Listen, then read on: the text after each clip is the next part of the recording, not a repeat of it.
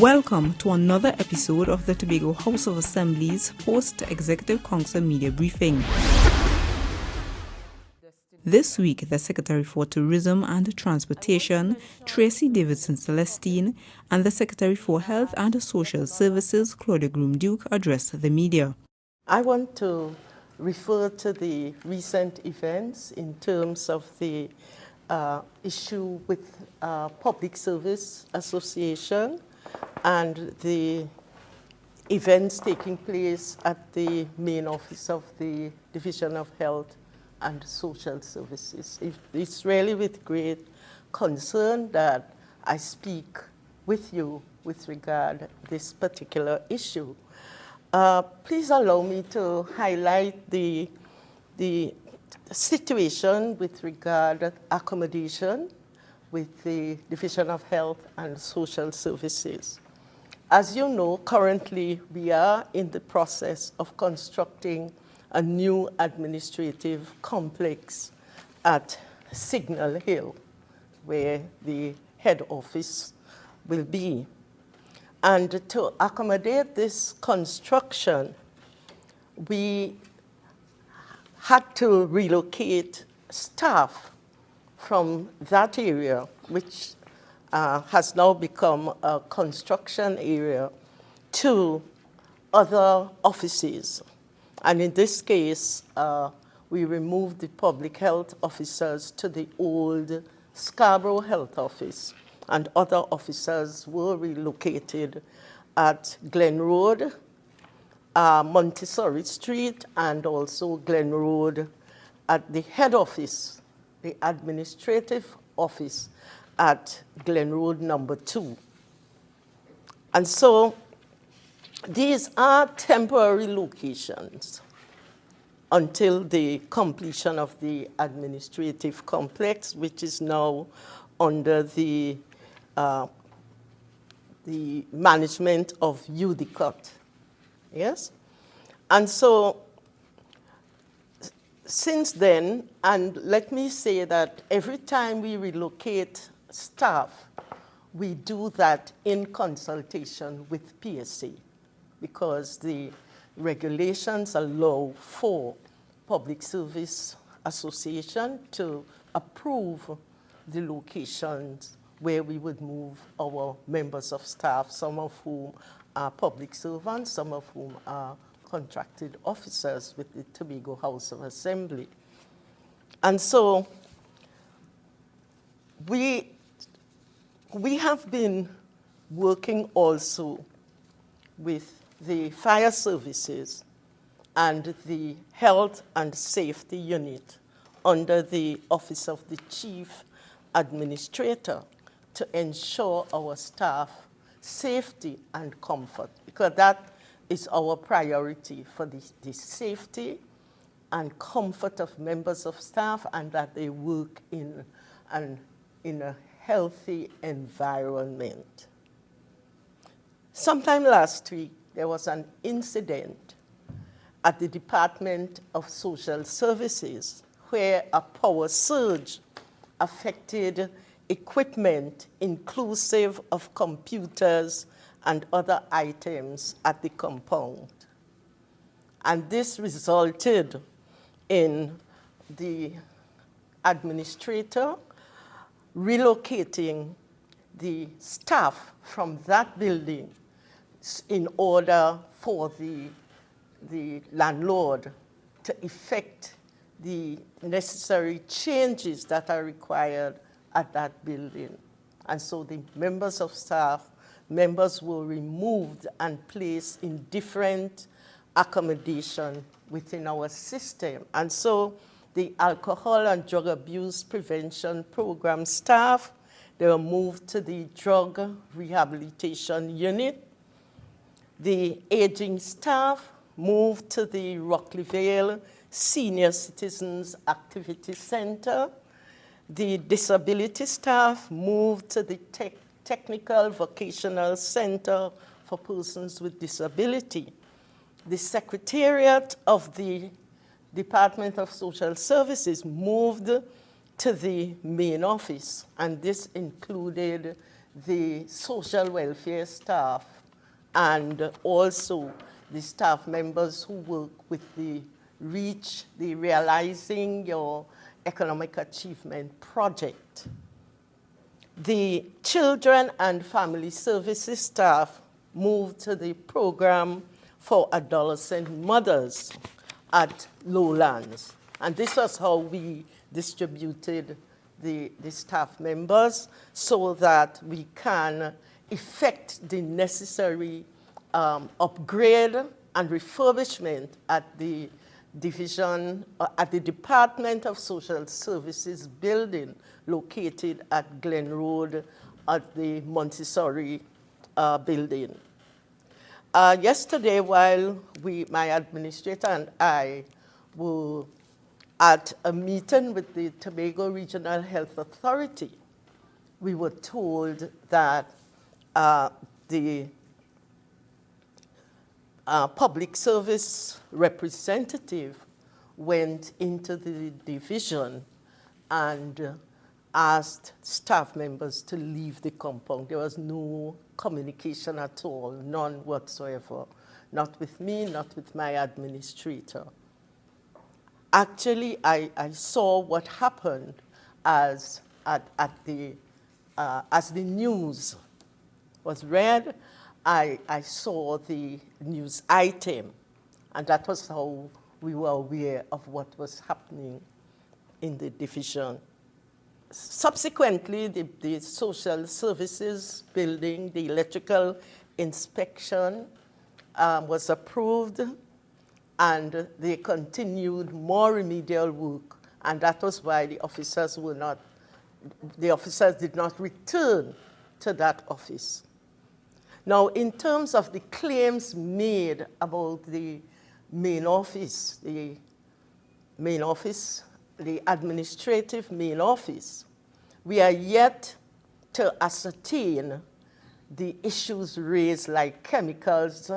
We cannot find any evidence of these chemicals that was spoken about. We have not received any information, and we are still searching for that for those officers who were ill because of one reason or the other. And so we are working with our OSH representatives, Health and Safety Unit. We are also working with fire services to ensure that these claims that have been made exist and that we have corrective measures, because our staff members are our priority. And we are working in health.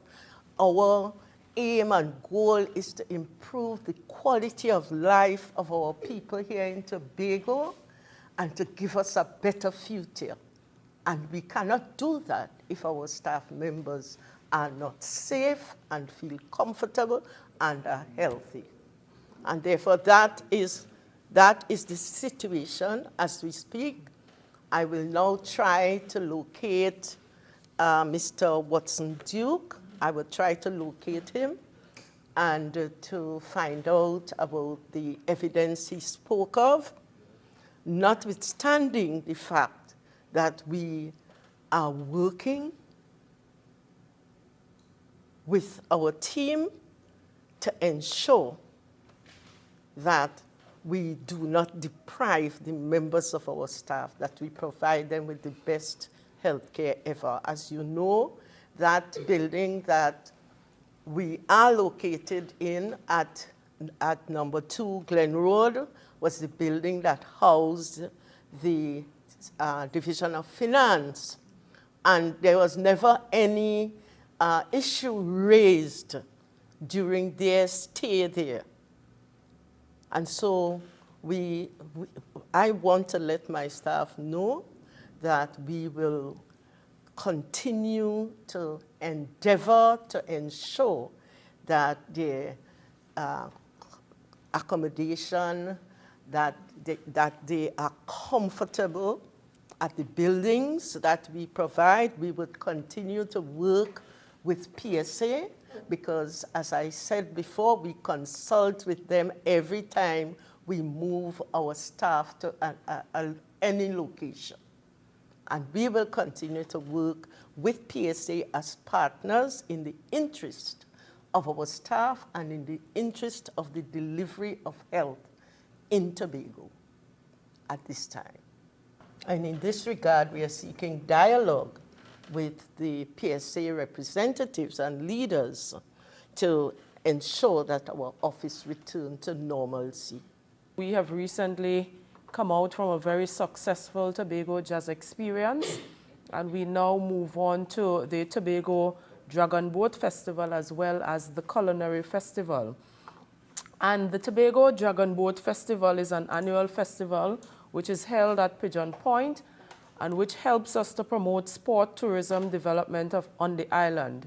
It is basically a two-day festival, and this year for 2014 it runs from the 21st to the 22nd of June, with the finals being held on the 22nd of June 2014. And we target in that arrangement our domestic market, and last year we had over 300 participants and over 225 persons coming from our domestic market in Trinidad. And so we expect in 2014 that level of an increased level of participation and over 300 persons journeying from our domestic market to be in Tobago for a 3-day stay. In terms of our culinary festival, the Tobago Culinary Festival is another of the signature events hosted annually by the Division of Tourism and Transportation.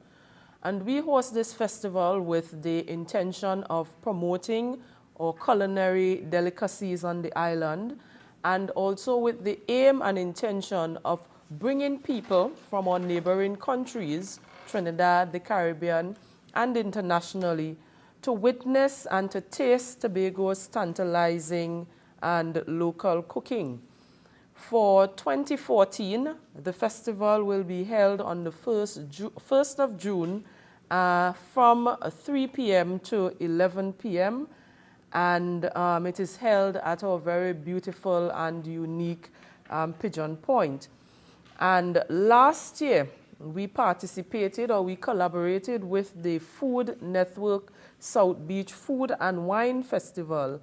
And it was, of course, a major feature in their program. And Tobago Culinary Brand was well hosted and also was well showcased to thousands of attendees and prospective visitors. So the department, the event unit rather, continues to stage these festivals, all with the intention of marketing Tobago and bringing tourists to our destination. I want to mention some achievements and some highlights from the Tobago Hospitality and Tourism Institute, and to report that the Institute has completed its institutional accreditation exercise in March 2014, and we are now awaiting accreditation, and we are now awaiting feedback from the Accreditation Council of Trinidad and Tobago. Of course, you know the aim is to ensure that all the programs emanating from the Institute receive the national level of certification, so that it can only augur well not only to the development and acceptance of the certification of the students, but also to the development of the tourism industry on the island. And for some time now, the Institute has been working with the Accreditation Council with a view to accrediting all of the programs and the institutions. So it ensures that at the end of the day, there is a certain standard in how programs are delivered and the standard in terms of the physical infrastructure setting at the Institute. I would also mention that the training programs are ongoing. To date, over 372 persons have been trained thus far. They continue to have training in customer service, in bartendering, so to speak, and they are at present accepting and inviting applications for their associate degree and also for the short course programs. Early last year, we would have had a collaboration with the High Commission of Nigeria, and that collaboration would have resulted in a training of 52 students receiving training from the Tobago Hospitality and Tourism Institute. While the program was not without its challenges, I'm pleased to report that those 52 students have completed the program over the year period as initially planned, and they have to date received their certificates and are now safely in Nigeria. In terms of our approaches to marketing the destination, I must mention that for the last year, we have been reviewing and reorganizing our marketing strategy of Tobago in collaboration with all of our stakeholders. And we have now sought to undertake a comprehensive destination advertising campaign, which has begun in our traditional markets and which will also soon begin in our emerging markets. In the UK, I must mention that our theme is Live the Culture, the island of Tobago style, because we want to ensure that whatever we sell to our potential guests, that it reflects the uniqueness of the island. And so we know that Tobago is very authentic. We know that Tobago is unique in terms of its history and also its appeal, and also very natural. And so we thought that our Live the Culture style or Live the Culture slogan and theme fits very well with what Tobago has to offer. And so our images have started to roll out in a number of different newspapers, on the media, television ads, and it is going very well. And I must say that to date, we are seeing some increases in terms of passengers booked to the destination, which I will come to in a little bit. And as I said, we have been utilizing quite a number of different avenues in the UK market, in the Germany market, and the regional market with a view to attracting more persons to the destination and to ensuring that there is more destination awareness where Tobago is concerned. The German market continues to be one of our strong markets, and we have partnered with a major tour operator out of the Germany market to have our counter trophy program. I think I would have mentioned that some time ago, but of significance is the size of the market that counter trophy program would have reached, which is over 12,000 travel agents across Germany, Australia, and even Switzerland. I must mention that we have also been focusing on the emerging markets, and about a month ago, I would have reported that a team comprising members of staff of the Division of Tourism and Transportation, the Chamber of Commerce, the Tobago Hotel and Tourism Association would have journeyed to Latin America to be a part of the Latin America travel market. And the consensus is that that initiative was well received. They were able to meet with quite a number of different airlines, including Gull and Avianca, as well as potential investors, potential tour operators, with people who are very interested in working with Destination Tobago. Our research tells us that Brazil ranks third in active internet users in the world, and 60% own computers. And so for us, based on our research, there is a huge growth potential coming out of the Brazilian market, and of course it requires no visa to visit Trinidad and even Tobago. There are also over 200,000 divers in Brazil that we intend to target in the upcoming months, and we know that Tobago is home to the large brain coral, one of the largest brain coral in the Western Hemisphere. And apart from that, we have several reefs on the island that those Brazilians that we target can be a part of. And so from the persons who have attended the program, the initiative was well received, and we expect now that the private sector and the Division of Tourism and Transportation will be forging all of the ties to ensure we have fruitful benefits emanating from our entrance or research, exploratory research into the Brazilian and Latin America market. I must also mention that in the area of airlift, our airlines are not doing badly at all. As a matter of fact, there are several increases in terms of seat booked on the several airlines that fly to destination Tobago. We have our Monarch Airlines, British Airways, Corner, Apollo, Condor, and all of them have reported increases in bookings for the summer period. Monarch Airlines have flown 798 more passengers between November 2013 to April 30th, 2014, and this is compared to the previous year. And also sales for summer 2014 are also slightly up on Monarch Airlines. In terms of British Airways, we are witnessing to date a 21% increase when compared to 2014. And so far, I have figures that over 3,000 passengers have booked for this summer. And this is because of an increased collaboration between the division and British Airways, and more so, the campaign that would have started in the month of November. Condor is also reporting an increase for summer 2014, and also with Caribbean Airlines, we are having discussions to iron out the challenges that would normally occur around the July-August peak period, and looking at a strategy as to how we can provide an additional 67,000 seats on the air bridge between that period. Just before I left the office, I saw a proposal coming from Caribbean Airlines in terms of how we can strategize to deal with the July-August and sustainability in terms of flights to Tobago.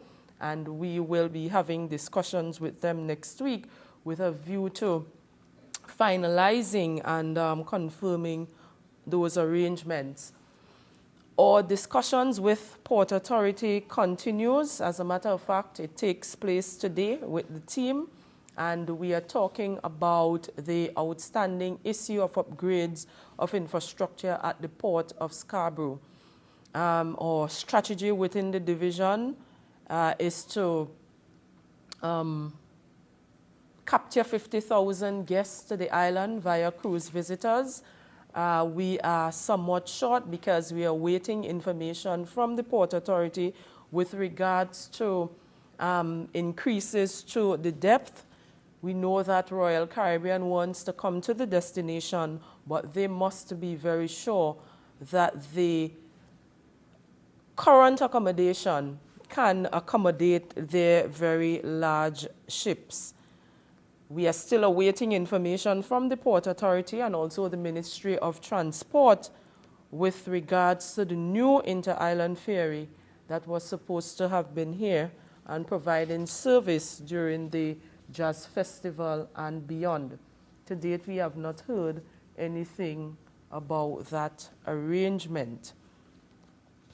In terms of projects, and this is my last point, I must mention that it is also critical that we have standards in place in our accommodation sector, because we want to ensure that we have the level of service and that the accommodation is safe and comfortable for not only the visitors but for residents to enjoy.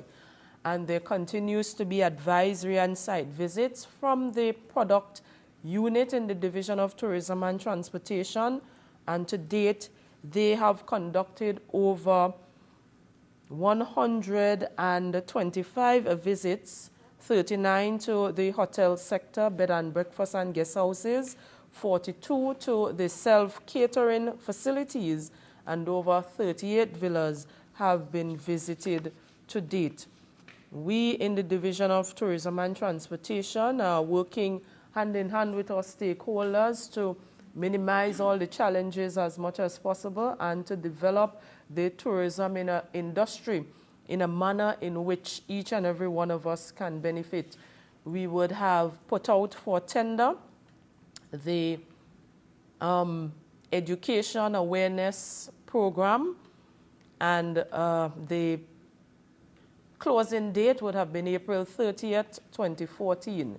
The tenders will be evaluated, and hopefully by the end of May or early July, we can start the rolling out of our tourism education awareness program, where we inform Tobago of the required responsibilities, the different career opportunities, the benefits to be derived from being involved in the tourism sector.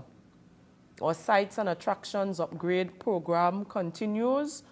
Currently, work is taking place at the Fort King George, where we are hoping to bring to life the Fort King George. It's 90% completed, so to speak, and the Pigeon Point Beach facility is about 90% completed. We hope to do the commissioning in the month of July, in the month of June, and pretty soon we will be starting work on the Kings Bay Beach facility as well as other beach facilities under the purview of the Division of Tourism and Transportation.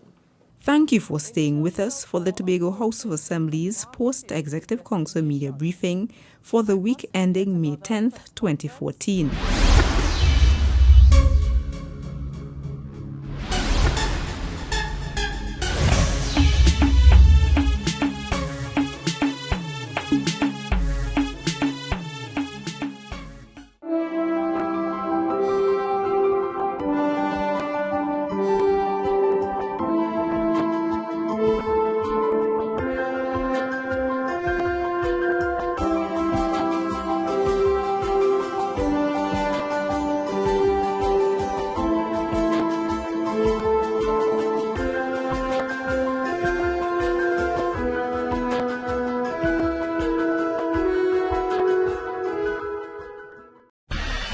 CIRT Tobago, ready to provide your community with the highest degree of professional services in emergency response. Contact CIRT Mariah at 660-0065 or CIRT Speyside at 660-6096. CIRT 24-hour services, emergencies, medical or other. CIRT Pro, the new face of emergency management.